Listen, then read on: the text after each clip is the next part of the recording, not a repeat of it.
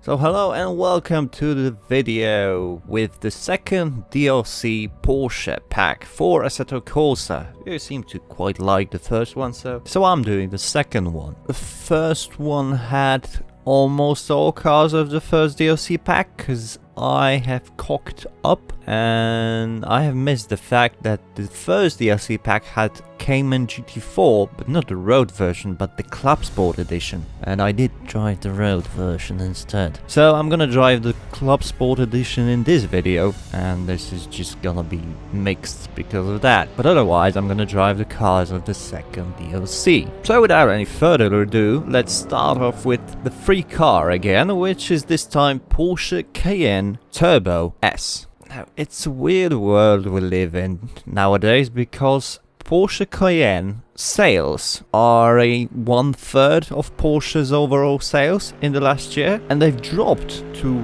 1/3 because about 2 years ago they've introduced another SUV, Macan, which sells even better than the Cayenne. A little bit, but together they consist of 70% of Porsche car sales. 70! I still don't understand the SUVs really. I understand the fast estate versions, but SUVs, come on. These are cars that look like they should go off-road, but they don't go off-road because they have street road tires, very often stupidly low profile, like on this Turbo S model. And it's just taller, it uses more fuel, it has four-wheel drive, which is okay, needed with the Turbo S model and Turbo, because they have stupid amounts of horsepower, but I still don't understand why the SUVs are so popular, why they sell about 5 times better than Porsche 911s. Anyway, this is a new Porsche Cayenne Turbo S. It has 570 brake horsepower, so even though it weighs 2.25 tons, it still accelerates from 0 to 100 in 4.1 seconds, which is quite incredible. Then, at a bit higher speed, because it's a bigger body than the Panamera,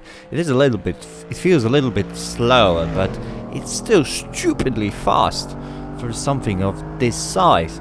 It has pretty good brakes. Unlike the Panamera, this in Assetto Corsa comes with street tires, so it doesn't have that much grip, and it brakes the traction in first and second gear, no big problem. So it isn't as quick in the corners as the Panamera. Well, it moves quite a bit, not maybe that much, because you know it's the Turbo S version. It has not very off-roady suspension and not very off-roady tires at all, but it is surprisingly well balanced. I found out it is chuckable. It is more chuckable than the Panamera itself, I think, and especially under the braking, I feel maybe the brake balance for safety purposes should be a little bit more to the front, because if you trail brake into the corner, the rear will just start to slide. It's quite a well balanced car, surprisingly, but I would take some other car instead of the Cayenne, really, like 928, not to mention 959 or Carrera GT. But okay,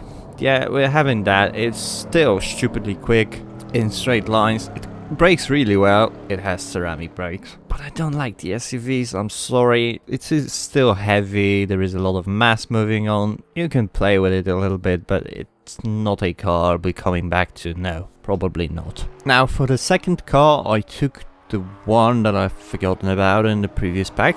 It is the Porsche Cayman GT4 Clubsport. While I said already the GT4 road version was quite a serious car, you know, it didn't like to slide much compared to normal Cayman 718. It liked to stick to the track and be driven on the limit. This is a racing version of it. So it has the same engine, it doesn't have manual gearbox anymore, because nowadays everyone's using sequential gearboxes or paddles. So it has the 6-speed dual clutch PDK gearbox instead of a manual. It has a mechanical rear differential, limited slip obviously. We have steel brakes, not carbon ceramics, 18-inch rims. As I said, the same engine. The car is 40 kilograms lighter because while they took away some things, like the interior panels and so on, they also welded the roll cage in. And you have a bucket seat, and you have harnesses, and you have so much more to it, adjustable suspension. So it is a racing car. It's more expensive than the normal Cayman GT4. It applies to some homologations of the FIA, so it and actually go racing into some of the categories, events. It isn't a GT4 car as the name says, no. It's not within that regulations, but it does comply within some of them. So how it is to drive? We have 11 settings of ABS. 11 settings. The ABS, I have to say, is a blessing. I drove it on the Zandvoort, which is quite a bumpy track, and with the ABS off, I was all over the place. I just started with the ABS on the first setting. I don't know what the settings actually differ by, but it does give you just that confidence. You can just press the brake pedal and it will brake, and you can adjust it. You can trail brake and everything. Without the ABS, I was locking in and overshooting the braking points because I was starting the brake even just a little bit earlier than with the ABS, but no, not a chance. On such a bumpy track, the brakes immediately locked and I was just gone. Other than that, the Cayman does handle the bumps pretty well. Even on the stock suspension settings, you can adjust them to any way you like, so you could probably make it even a bit softer, because Zandvoort is really bumpy in some places, but it was taking it well. It wasn't nervous. It has decent grip. Probably I would go for a bit lower tire pressures, because I had problems with especially warming up the right hand side tires. It handled really well. It is nice to drive. It seems like it would be pretty competitive, well balanced as the normal Cayman is, because it's mid-engine. The weight distribution is probably pretty much perfect, and yeah, it's got the same engine, so it isn't any little bit, maybe it is a little bit faster because we have the 6-speed PDK gearbox, which has better gear ratios than the road car. Definitely more usable. They're not adjustable, but more usable, even on Zandvoort, which doesn't have a super long straight. To be honest, I prefer probably the road cars, because I like to play with the cars a little bit, you know, slide them sometimes. Then I'm not a serious racer, because you would have to dedicate yourself to one car and, you know, adjust the settings and just that. But just to hop into that, it is pretty good to drive, I have to admit. Not very hard, not super easy as well. It does get some serious cornering speeds. It has some downforce, it has some power as well. Yeah, it is a pretty good racing car. Not a GT3 or GT2 competitive, but rather good. Now, moving on to some of the Porsche's very successful endurance racing cars. We start off with 962C, because it's from Group C, short tail. In the pack, it is both included in short and long tail. However, I have only driven the short tail for the purposes of this video. This car has 700 brake horsepower, weighing 850 kilos. It has a flat 6 engine, obviously turbocharged. It's from 1985-1986. What I found interesting is that with this Porsche 962, they have developed for the first time a PDK gearbox, dual clutch gearbox, 30 years ago. Why did they use it? It was heavier, but, you know, in long endurance races, it's not only about speed, it's about the reliability. And with such powerful cars, having such gearbox, basically working like a sequential gearbox, that meant that there were no danger of grinding the gears and breaking the gearbox. Anyway, how does it handle? It's not great in slow corners, but it's quite neutral. It obviously has a lot of speed, but the turbo seems to be picking faster than the 935 that I drove in the previous video. So it is a bit more responsive. However, it's not very nervous. It has quite a long wheelbase, so if it does let go, it lets you know before it kills you. So if it starts to oversteer under the throttle, which is very possible because it has a lot of power and a lot of torque, I'm able to handle it. It's not like with the 917 that it just instantly spins me out. No, it's quite neutral, it's well balanced. I was surprised. I thought this would be more scary, especially it was designed for endurance racing, Le Mans. So its main factor is the straight line speed, but it is not bad in corners. They had started using the downforce a bit more, so it has more downforce, faster corners. It definitely has that little bit more grip, and it's overall pretty good car to drive. I'm surprised. It's quite fun. It's obviously demanding, but it can be driven competitively as well.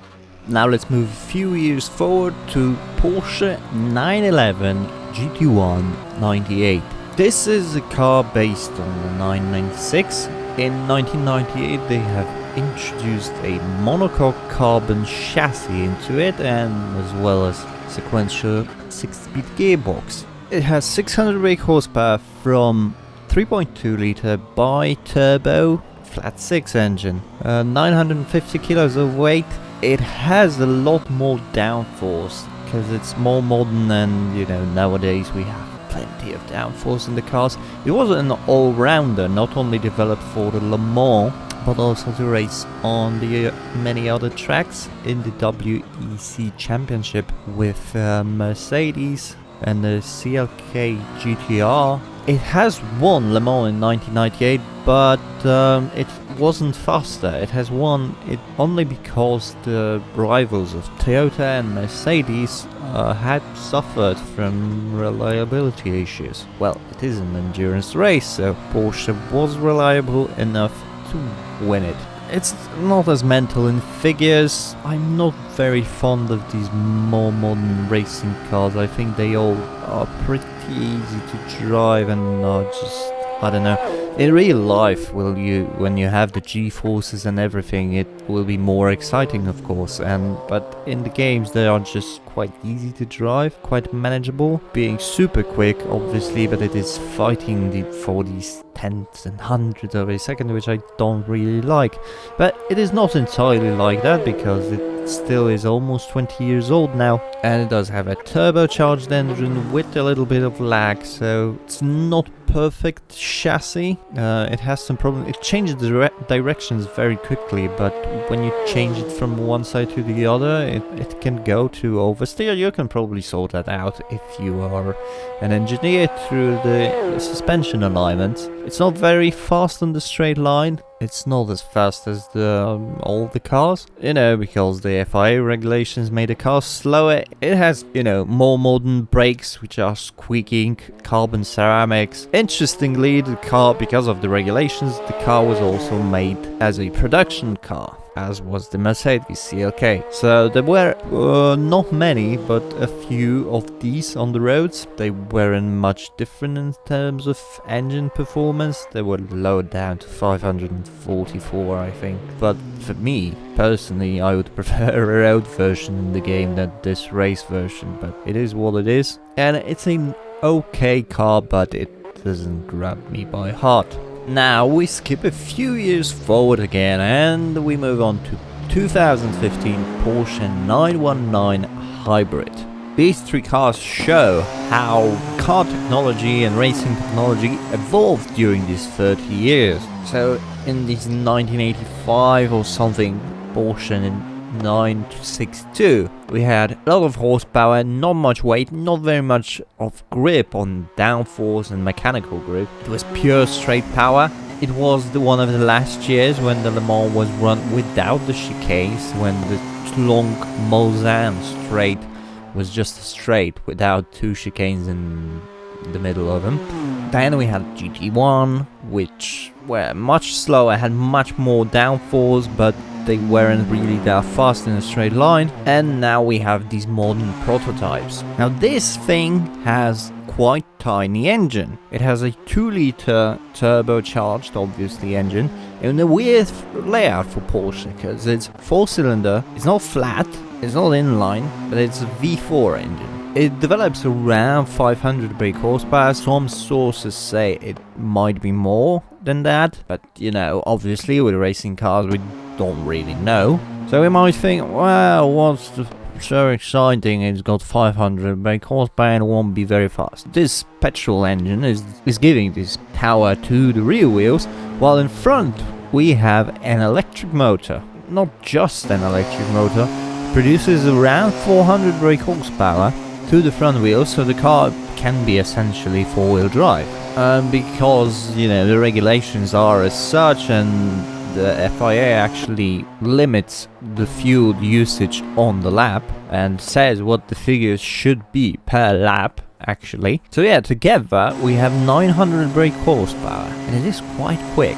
There are 6 different modes for all the electronic recovery, engine, battery system management, or whatever. From charging to hot lap, which, you know, on charging it probably won't use any electrical power at all to just recharge the batteries, and on the hot lap it uses them as quick as it can, and it is very fast in this way. Surprisingly, this doesn't have ABS, but it does have traction control, and in the previous cars, well, the 962 didn't have ABS, but I know it had been developed with ABS in the later life cycle of it, so maybe the long tail would have the ABS, I don't know. 911 had ABS, and this doesn't have ABS again, but the brakes are very good. There is a lot of grip from the tires, so it's not super hard to brake even without the ABS. You can feel that the car is developed to work without the ABS, unlike the Cayman GT4 Clubsport, which I drove earlier. After turning off the ABS, as I said, was a very, you know, completely different braking points, and it didn't like it. It is designed to run with the ABS on. This isn't. This is designed to run without it, and you can feel it. You can have traction control. I don't know how necessary it is. I run it on the lowest setting, I think, and it was completely fine. Car is very quick, very grippy, very stable in terms of aerodynamics. Electric motor is interesting how you manage it. You have, as I said, 6 settings that you can change on the fly. You don't have to pit to change it. You just assign it to some buttons on your wheel or keyboard or whatever you're playing on, and you switch it. You also have the curse mode, which will override the setting basically and give you full power if you want to overtake someone. I see the whole system works like, you know, you have separate battery life, which is recharging as you brake, because it regenerates the power from the braking, and it's very complicated, and you would have to ask James Mate about it to explain it to you.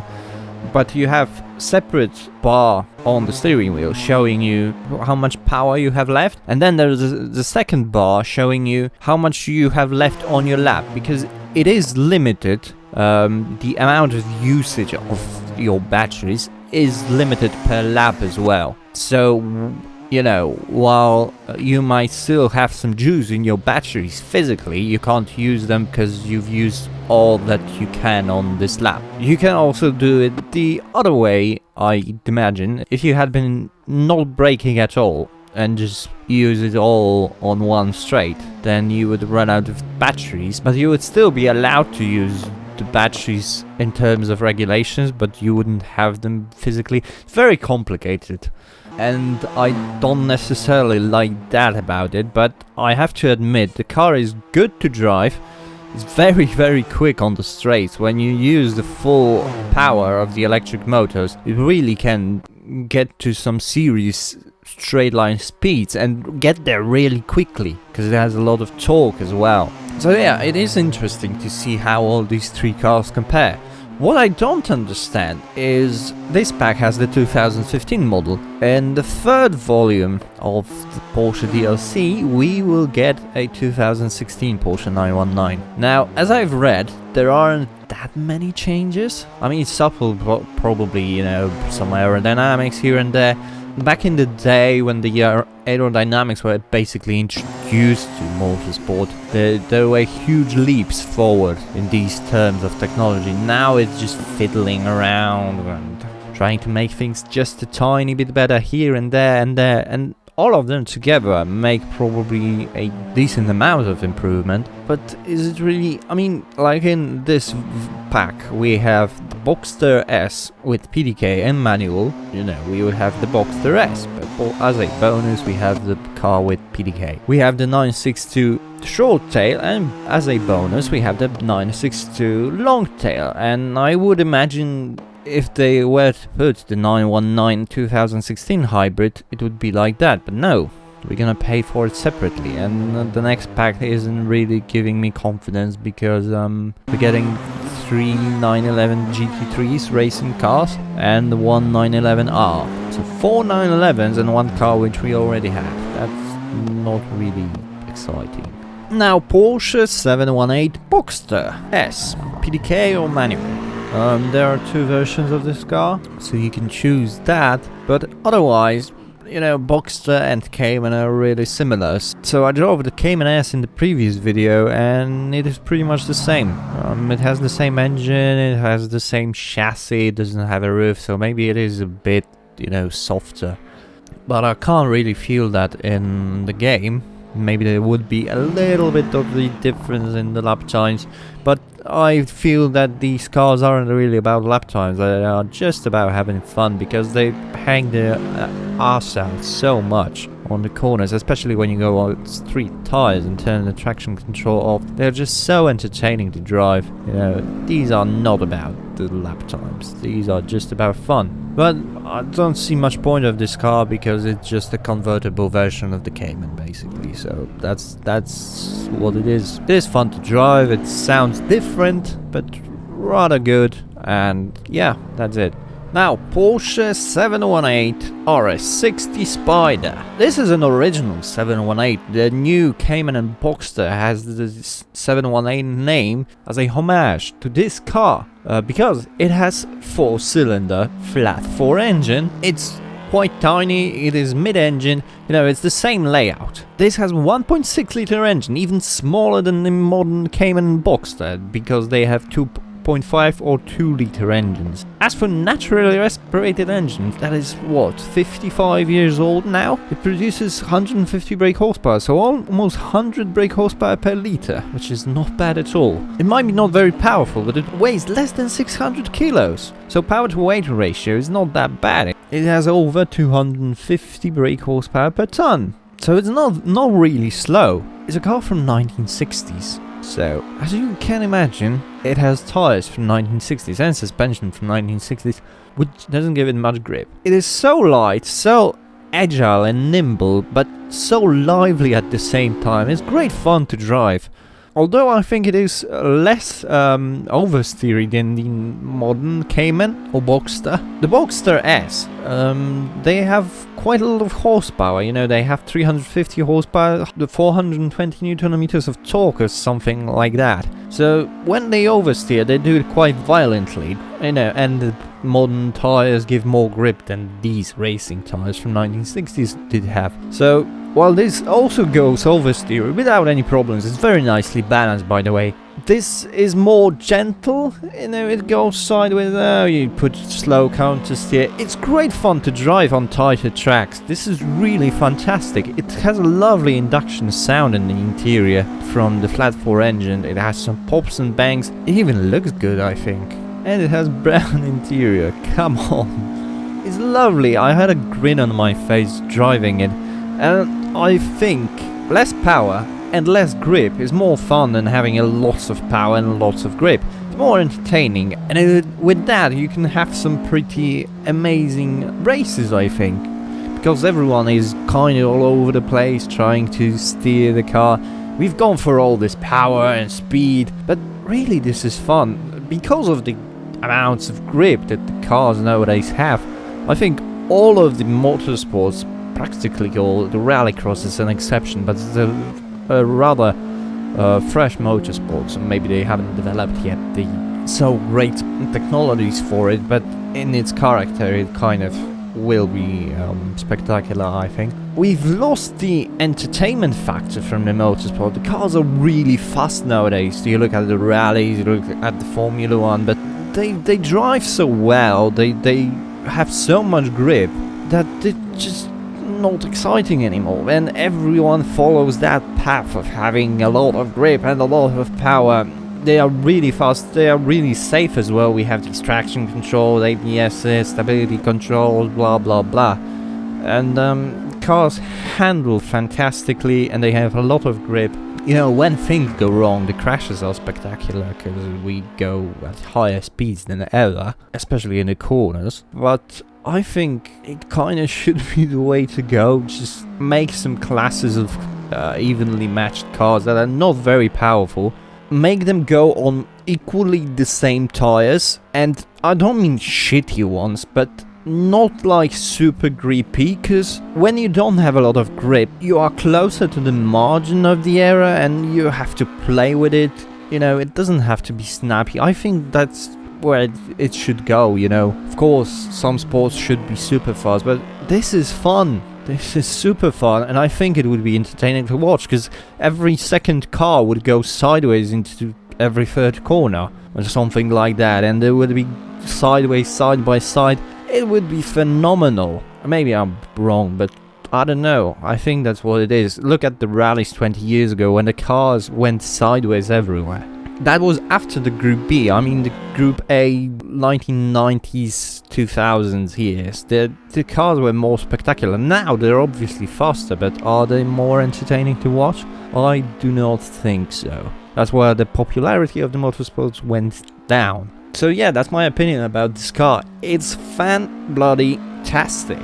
Saying that, I have left myself for the final car, the ultimate 911. The GT3 RS. It's got a 4-litre naturally aspirated flat-six engine, 500 brake horsepower, still rear-wheel drive, 4-wheel steering, and controversially, a 7-speed PDK gearbox, not a manual anymore like in the 997, which the prices of the 997 GT3 RS are horrendously expensive because it's the last GT3 with a manual. So this is completely different car to the 718. It's modern and its purpose is to go fast while being obviously road legal. And both cars are phenomenal in their own categories, I have to say. I took this to the Nordschleife, where it's, you know, famous for beating some records. It's supposedly done 7 minutes 20. I've done the tourist version, bridge to gantry, running out with cold tires first, so that's another issue. And I think in the Assetto Corsa it's kind of hard to get close to these times. I don't know why, but it is what it is. I have done a 7 minute 12, but the tourist, it's a bit shorter on the first run, and it's a really good car. Obviously, the rear engine gives you a lot of traction. I've turned the traction control off. I had it on in the beginning with the cold tires only for a while, for the first few corners, but then I turned it off, and it doesn't really have much problem with tractions, even though it has 500 brake horsepower. Engine is phenomenal, revs to 9,000 RPM almost. Very linear in terms of power delivery, very predictable, you know, it's not like these turbo engines where they suddenly give you a boost of power. No, it's howls like the 911 should. Gearboxes for track driving. I understand, I like manual gearboxes for the purposes of just entertainment and satisfaction from driving, but for track performance the pedals are unbeaten. And on super fast Nordschleife at times, this is definitely something you'd want. Well spaced gear ratios, so no issues with that. The car is incredibly stable and it turns in very well, but it is incredibly stable. I think it has to do with the 4-wheel steering, because I even did a bit overcooked it in a few times and had to dab the brakes with my left foot. In the older 911, that would instantly kill me. Sudden oversteer because the engine's in the rear, and just death would happen. Here, I felt the car, you know, front gripping a little bit. Car rotated itself a little bit more. I felt like a 4-wheel slide maybe was going on, but it still stayed stable and predictable. Maybe a little bit of correction of the steering was necessary, but I didn't have to do at any time in this lap like a huge super fast counter steering at all. It's so stable and so grippy. It is incredible, this car. It is really spectacular in this matter. It's not hyper fast and straight. I think it is a right amount of power for the car. I felt the 918 I drove in the last video was a bit too much power for this track, especially I went with the lower grip tires. I mean, they weren't like super low grip, but they probably were lower grip than they were here. I think the track was a bit lower grip as well, so in that the straights were so much shorter than in this. 500 brake horsepower compared to almost 900, well, you can sort of tell. This got a right amount of horsepower for the grip it has, and the brakes performance is also phenomenal. So it is like well balanced, all that things. In the 918 there was too much power, as I said, even for the brakes or for the grip.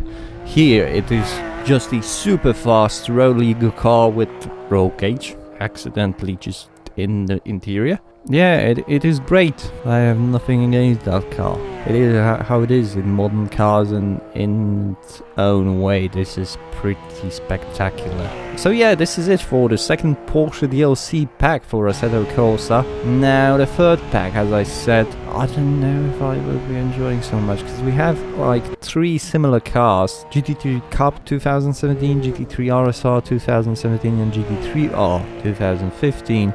Then we also have Porsche 911R, the new Porsche 911 with manual gearbox and GT3 engine or GT3 RS engine, but not with the big wing in the back. It's kind of a special version. 917K, this is quite a famous car, and 908LH, which I don't know much about yet, and 919 Hybrid 2016. So just a year newer than the model I've reviewed in this video. So in my opinion, this next pack is kind of controversial because it has a lot of the same things.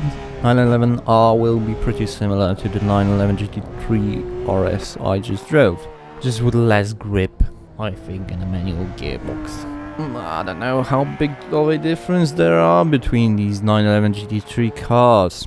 I'm gonna see. I'm not the greatest fan of racing cars, as I said before in this video, and especially cars that are so similar. We're gonna see how it's gonna go, but at the moment, thank you very much for watching. If you've enjoyed, please don't forget to leave a like, subscribe to our channel if you're new, and see you in the next video. Goodbye.